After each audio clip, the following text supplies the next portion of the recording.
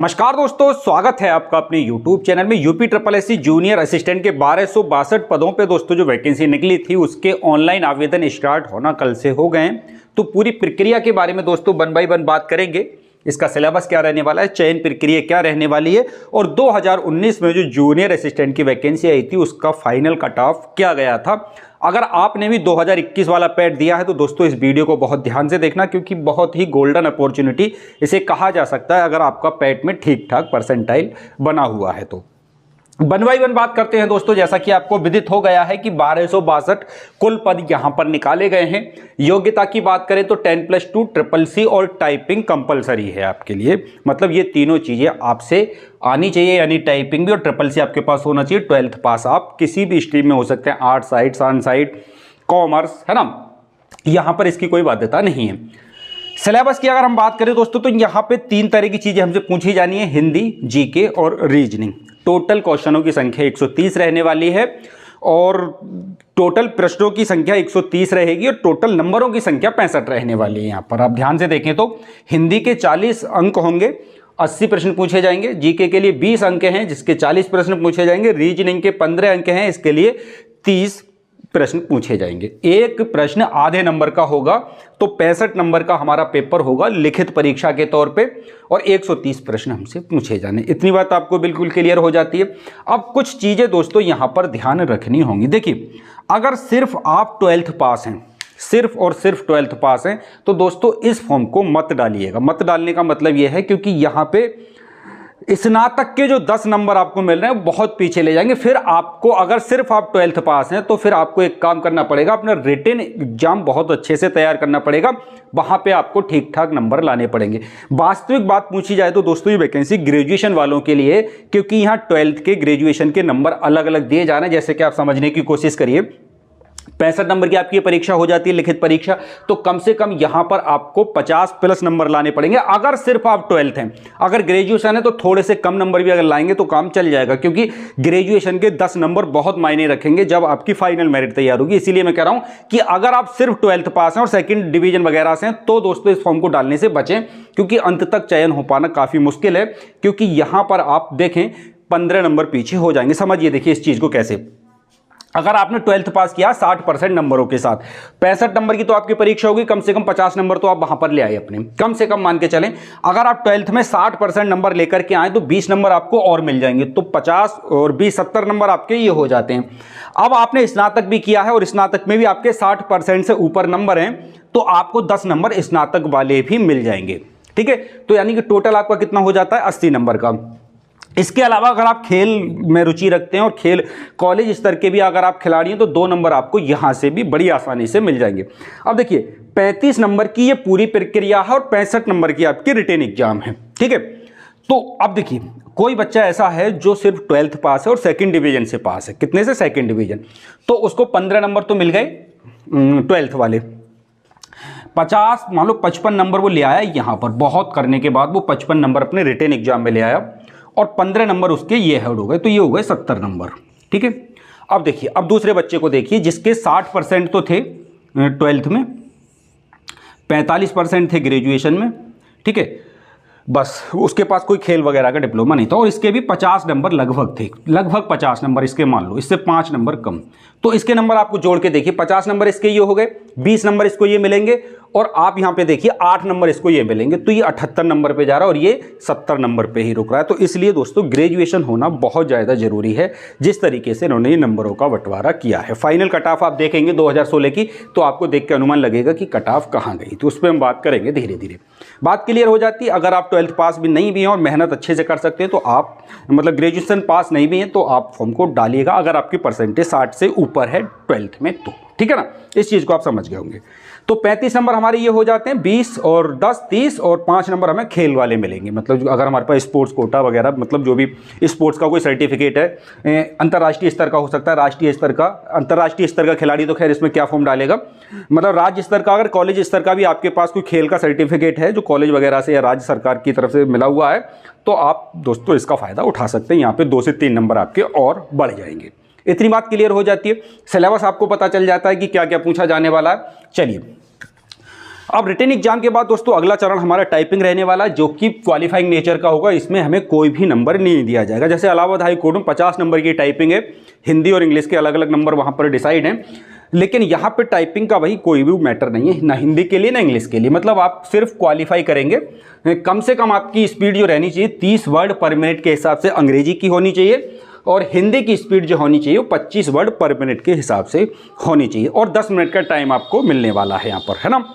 10 minute का English के लिए मिलेगा, उसके बाद 10 मिनट का गैप, फिर 10 मिनट के टाइपिंग आपकी हिंदी वाली हो जाएगी, ठीक है ना। इस तरीके से आपकी टाइपिंग होनी है।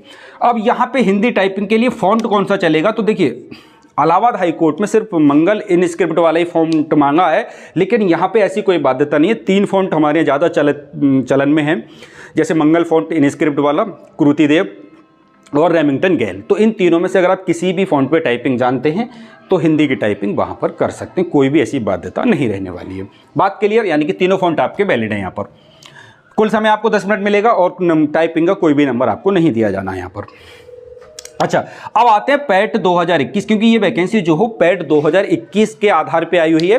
तो जिन दोस्तों ने पैट 2021 दिया है वही इसमें फॉर्म डाल सकते हैं, अन्यथा की स्थिति में जो फ्रेश बच्चे हैं जिन्होंने 2021 वाला पैट नहीं दिया था वो इस फॉर्म को नहीं डालेंगे, ठीक है ना। अब देखिए यहाँ पे एक सवाल सबसे बड़ा ही चल रहा है, कम से कम कितने अंक वाले छात्रों को मेंस परीक्षा के लिए बुलाया जाएगा, यानी कि जो अभी इसकी लिखित परीक्षा होने वाली है, कम से कम कितना स्कोर होना चाहिए हमारा पैट में। तो देखिए कुल पद आप देखिए 1262 है, यानी पद बहुत ज़्यादा नहीं है। और इसने कहा है कि हम 15 गुना बच्चों को बुलाएंगे पदों के सापेक्ष, मतलब जितने पद हैं उसका 15 गुना हम बुलाएंगे। तो आप तुलना करके देखिए यहाँ पर, है ना, लगभग 17-18 हज़ार बच्चे बुलाने का इनका प्लान है। 17 से 18 हज़ार बच्चे बुलाएंगे। अगर लेखपाल के हिसाब से 30-35% लड़के बुला लें तो लगभग यहाँ पे ठीक ठाक बच्चे 40-50 हज़ार बुलाए जा सकते हैं, लेकिन ऐसी संभावना कम है। 15 से 20 गुना ही बच्चे ये कॉल करेंगे। तो यहाँ पे देखिए बच्चे काफ़ी ज़्यादा, लाखों की संख्या में बच्चा है, तो फॉर्म तो कम पड़ेगा, लेकिन इतना भी कम नहीं पड़ेगा, क्योंकि यहाँ पे कुछ बाध्यता ऐसी हैं, जैसे SSS बहुत सारे दोस्तों पे नहीं होता है। बहुत सारे दोस्त इसलिए नहीं डालेंगे कि अरे हमसे टाइपिंग नहीं आती, छोड़ो इसको नहीं डालते। तो ऐसे छात्र बहुत कम होंगे जो फॉर्म को नहीं डालेंगे, लेकिन ज़्यादातर दोस्त डालेंगे जिनकी टाइपिंग और जिनके अब लगभग 90% छात्रों के पास SSS है, ठीक है। 50% दोस्त लगभग टाइपिंग भी जानते हो, तो वो टाइपिंग सीखने के लिए तैयार हो जाते हैं कि चलो फॉर्म डाल देते हैं, इतने दिनों में टाइपिंग सीख लेंगे जब तक ये प्रक्रिया आगे बढ़ेगी। तो आप मान के चलिए दोस्तों 68 नंबर अगर आपके बन रहे हैं, 68 तक, है ना, 68 से ऊपर आपके कितने भी हैं फिर कोई दिक्कत नहीं है। मेरे ख्याल से 68-67 नंबर वालों को कॉल कर लिया जाना चाहिए मुख्य परीक्षा के लिए, ठीक है ना। तो 68-67 अगर आपके नंबर बन रहे हैं, या फिर 66 भी बन रहे हैं, ठीक है ना, इससे नीचे तो मुझे नहीं लगता है कि बुलाया जाएगा। तो इतने नंबर अगर आपके पैट में बन रहे हैं 2021 वाले में, तो इस फॉर्म को आप आंखें बंद करके बिल्कुल भर दीजिए। 25 रुपये की फीस इसमें आपसे ली जा रही है, ठीक है। आप क्वालिफाई होंगे नहीं होंगे मतलब मुख्य परीक्षा के लिए, लेकिन 25 रुपये तो आपको देने ही देने हैं। ये थोड़ी सी प्रक्रिया गलत है, क्योंकि यहाँ पे एक कॉमन स्कोर लगा देना चाहिए, जैसे कि टेट वगैरह में जो होता है, CTET वगैरह में जो होता है कि इतने वाला क्वालिफाई है, इससे नीचे वाला डिस्क्वालीफाई है। अब यहाँ जो हाईएस्ट मेरिट वाले बच्चे होंगे वही परीक्षाएं देते रहेंगे, जिनसे बेचारों से गलती हो गई, पैट में नहीं ला पाई किसी वजह से नंबर अच्छे, उनके साथ पता नहीं क्यों ज्यादती हो रही है कि भाई नंबर कम है तुम कोई परीक्षा नहीं दे सकते, है ना। तो आपने देखा भी होगा पूर्ति निरीक्षक वाली भर्ती जो आई थी उसमें भी बहुत टॉप के लड़के बुला लिए गए थे, और जिनके कम परसेंटाइल था उनको नहीं बुलाया गया। तो ये प्रक्रिया थोड़ी सी पैट को इसमें थोड़ा बदलाव करना चाहिए, लगभग एक मानक बना देना चाहिए कि 50 नंबर अगर पैट में है तो आप कोई भी मुख्य परीक्षा के लिए फॉर्म डाल सकते हो और परीक्षा में बैठ सकते हैं। ऐसा होगा तो सभी को चांस मिलेगा। भाई कोई भर्ती ऐसी होती है कि पैट की समय पे नहीं मिल पाया उसे तैयारी करने का, पैट का 6 सेट समय, तो उस परीक्षा के लिए जिसके लिए उसने फॉर्म डाला है तब उसका माइंड कुछ और हो और अच्छे से तैयारी करके उसको क्वालिफाई कर जाए, तो ये मेरे ख्याल से तो दोस्तों उचित नहीं है। आप इसके बारे में क्या सोचते हैं, अपनी राय जरूर बताइए।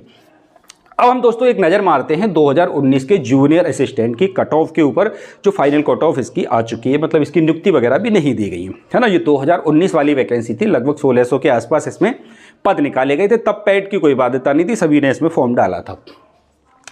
तो ये फाइनल कट ऑफ है दोस्तों, है ना। फाइनल कट ऑफ का मतलब 100 में से है ना, ये 65 नंबर आपके ये हो गए, 35 नंबर आपके ये हो गए। तो अब आप यहीं से अनुमान लगा के चलेंगे, जनरल की 75.89, मैंने दशमलव के 2 अंकों तक इसको लिया, हालांकि दशमलव के 3 अंकों तक उसने कट ऑफ लगाई है। 75.89 नंबर वाले का सिलेक्शन हो गया था जनरल में, मतलब 100 में से 75%, ठीक है। विद नेगेटिव मार्किंग भी थी उस टाइम पे 1/4 की। चलो EWS वालों की कट ऑफ गई थी 72.73, ठीक है। OBC वालों की कट ऑफ गई थी 74.41। मतलब आप ये देखिएगा कि OBC से भी कम कट ऑफ EWS की जा रही है, और ये इसी एग्जाम में नहीं, कई सारे एग्जाम में लगातार ये देखा जा रहा है। SC की कट ऑफ भी ठीक ठाक गई थी 70.49। ST की कट ऑफ काफ़ी कम चली गई थी क्योंकि यहाँ पे स्टूडेंट काफ़ी कम रहते हैं ST वाले, तो 62.56 थी। फीमेल की कट ऑफ जनरल के बराबर ही है, आप देख सकते हैं 75.82 नंबर पे कट ऑफ गई है, तो और इनकी 89 पे है।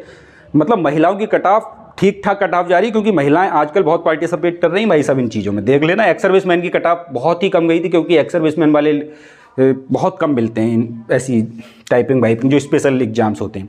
फ्रीडम फाइटर की यहाँ पे 63.49 कट ऑफ गई थी। तो अब आप देख लेना आप किस कैटेगरी में आ रहे हैं और कितनी तैयारी आपको करके चलनी है कि आप इस कट ऑफ को क्वालिफाई कर जाएं। बात समझ में आ रही है। यहाँ पे कंपटीशन इस बार और ज़्यादा, क्योंकि अब की बार मजे हुए बच्चे बैठेंगे। मतलब समझ, जो पैट ऑलरेडी निकाल चुके हैं, जिनका स्कोर ठीक ठाक है, तो आपका कंपटीशन पढ़ने वालों से है अब की बार, और धुआंधार बच्चों से आपका कंपटीशन है। तो बहुत धूमधाम के साथ तैयारी करिएगा, बहुत अच्छे से तैयारी करने की ज़रूरत है। कट ऑफ मेरा बताने का मतलब ये था कि एक आइडिया आपको लग सके कि इस फॉर्म को डाल तो रहे हैं, तो पता तो चले कि कितनी तैयारी करके चलेंगे, इस कट ऑफ में हम क्वालिफाई कर जाएँ। कम से कम टारगेट बना के चलिए 80+ का, किसी भी कैटेगरी में बहुत सेफ स्कोर आपके लिए रहने वाला है, और इतना तो होना ही चाहिए आपका ये सबको मिलाने के बाद। तो 50+ का, अगर 50+ अगर आप रिटन एग्जाम में बना पा रहे हैं तो आप सेलेक्ट हैं, बिल्कुल सेलेक्ट हैं। अगर आपने स्नातक भी 2nd डिवीजन से किया है फिर भी बात क्लियर हो जाती है। तो इस वीडियो के माध्यम से दोस्तों हमने काफ़ी चीज़ों पे डिस्कशन किया। अगर आपने पैड दिया तो इस फॉर्म को जरूर से भरिएगा। जूनियर असिस्टेंट की काफ़ी पॉपुलर वैकेंसियाँ हैं और लगातार आती रहती हैं। 2015 से लगातार वैकेंसी कम ज़्यादा पद आ ही रहे हैं। तो आप लोग एक अच्छे 2000 ग्रेड पे की नौकरी है, अच्छी क्लर्क बन के आप बैठेंगे। और ये ध्यान रखने वाली बात है, ये वैकेंसी जो ज़्यादातर वैकेंसी है इसमें स्वास्थ्य विभाग में है। किसमें? स्वास्थ्य विभाग में। मतलब सरकारी अस्पताल में बैठने का मौका भी आपको पूरी तरह से मिल सकता है, ठीक है ना। कुछ वैकेंसी हैं, लगभग 100 कुछ वैकेंसी जो उद्योग विभाग में, मतलब जो उद्योग धंधे वगैरह होते हैं ना, जैसे अपने खादी ग्राम उद्योग, इस तरीके से, तो कुछ वैकेंसी वहाँ के लिए, लेकिन ज़्यादातर जो वैकेंसी है स्वास्थ्य विभाग के लिए हैं। तो स्वास्थ्य विभाग में सरकारी अस्पताल में बैठने का मौका आपको मिलेगा। बहुत बढ़िया नौकरी, अच्छे से आप तैयारी करिएगा। कोई भी कमेंट्स आपका बनता है तो आप हमें कमेंट्स करके बताएंगे। मिलेंगे दोस्तों आप लोगों से एक अगली वीडियो में, तब तक के लिए जय हिंद, जय भारत।